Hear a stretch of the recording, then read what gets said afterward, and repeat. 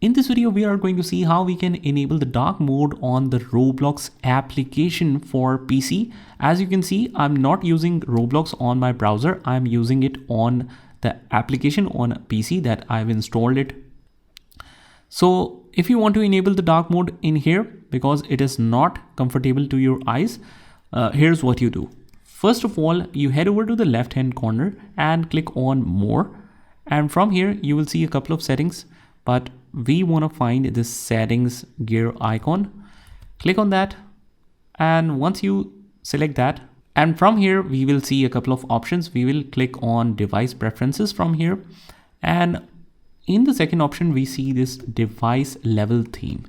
So if you see on our right, you might see it selected to the system or light mode, but we want to turn it to dark mode, just like so.